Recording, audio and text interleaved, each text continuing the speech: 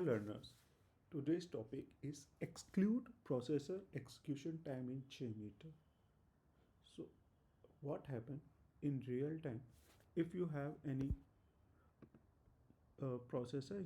In processor, you can see there are pre-processor, post-processor, and other things are there, which is increasing the time of execution and which is not real. So your page is coming fast, but due to the processing timing, so it will show you that there is a slightly difference between the real data and because of the processing data.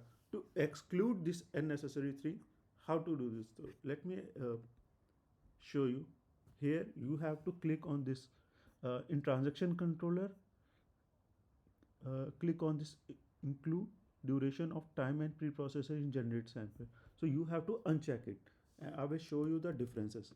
Just I copied it and paste it and rename this to exclude to show you the time difference. Save it. Now in exclude I remove this and when I executed it, you can see the differences.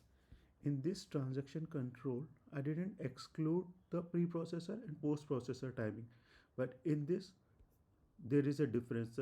It's the unit is in milliseconds, so you can see the response average response time is 1 second and it is less than the 0.2 second. So this is a way we can exclude the timing from the post processor and preprocessor.